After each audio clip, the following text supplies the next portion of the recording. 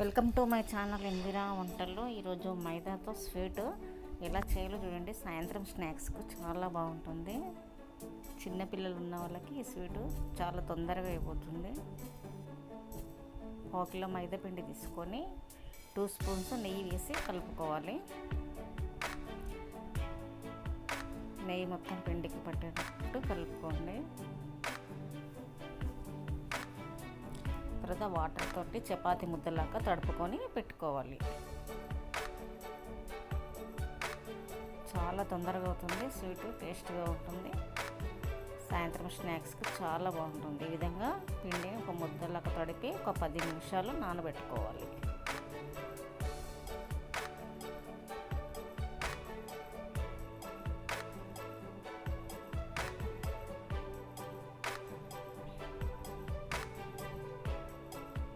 పిండి నానిన తర్వాత ఇట్లా చిన్న చిన్న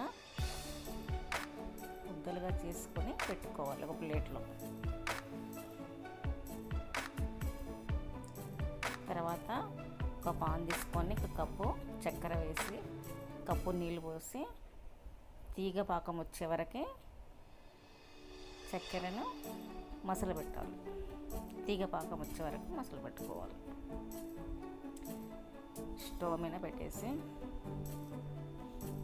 తీగ పాకం రావాలి. తర్వాత చిన్న పూరీలాగా చేసుకొని ఈ ముద్దలని గోధుమ పిండి నెయ్యి కలిపిన ఈ మిశ్రమాన్ని ఆ పూరికి పైన మొత్తం కూడా రాయాలి.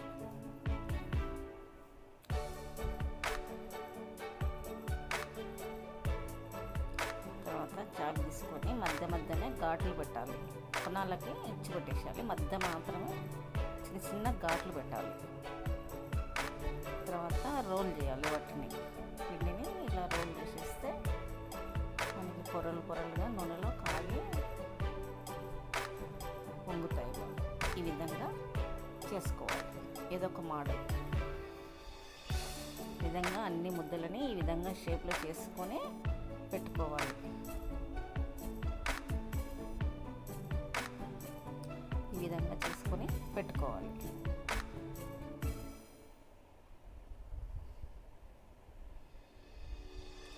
స్టవ్ ఆన్ చేసి బాండి పెట్టేసి నూనె వేడెక్కిన తర్వాత ఈ యొక్క స్వీట్ని అందులో వేసేయాలి.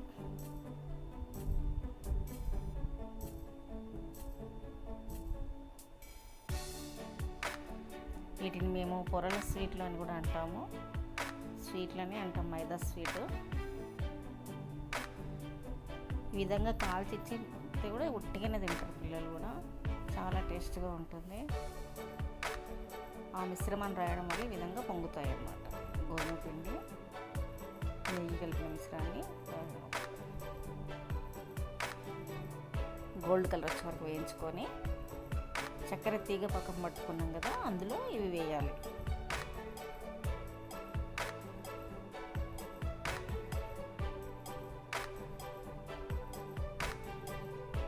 ఎంత బాగా కాలే చూడండి. ఈ చక్కెర తీగ పక్కన వచ్చింది కదా, పక్కకి పెట్టేసుకొని అందులో ఇవి వేసేసుకోవాలి.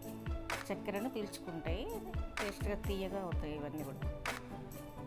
ఈ విధంగా అన్నీ కూడా వేసేసి చక్కెరలో మొత్తం ముంచిన తర్వాత పక్కకు ఒక ప్లేట్లో తీసేసుకుంటే